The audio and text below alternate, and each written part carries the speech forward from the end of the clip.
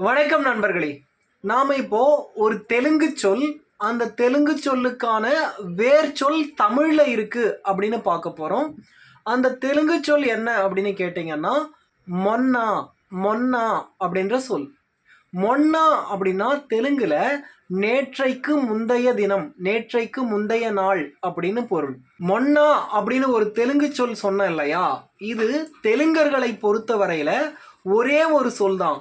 ஆனா தமிழர்களை பொறுத்த வரையில் தமிழில் இது 2 சொற்களின் சேர்க்கை. நீங்க தெலுங்கர்களை போய் கேட்டீங்க அப்படின்னா அது ஒரே ஒரு சொல் தானே, அது 2 சொல் இல்லையே அப்படின்னு அவங்க சொல்லுவாங்க.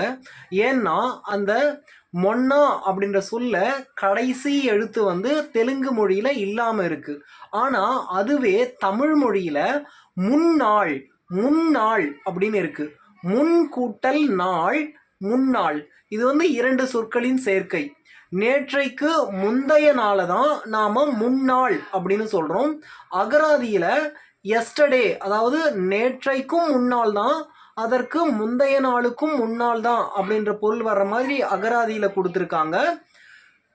இப்போ தெலுங்கு மொழியில முன்னாளுக்கான பொருள் என்ன அப்படின்னா நேற்றைக்கு முந்தைய நாள்.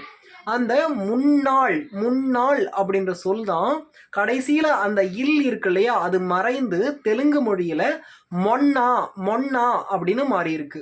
பேச்சு வழக்கில் தமிழ்ல எங்க வட்டாரத்தில் எப்படி சொல்லுவோம் அப்படின்னா முந்தானேத்து முந்தானேத்து அப்படின்னு சொல்லுவோம். சிலர் அதை நேற்றைக்கு முந்தைய நாள், நேத்திக்கு முந்தைய நாள் அப்படின்னு சொல்லுவாங்க. இந்த முன்னாள் அப்படின்ற சொல் தமிழ்ல 3 வகையா இருக்கு.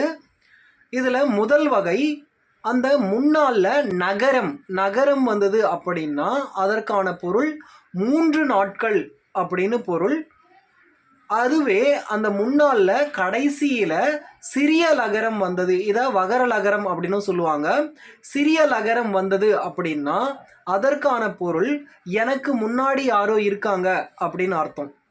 எனக்கு முன்னாடி யாரோ இருக்காங்க அப்படின்னு அர்த்தம். இதுவே அந்த முன்னாள்ல கடைசியில பெரிய லகரம் இருந்தது அப்படின்னா அதனுடைய பொருள் நேற்றைக்கு முந்தைய நாள் அப்படின்ற பொருள். இப்போ நாம பார்த்தது இந்த 3வது வகையை தான்.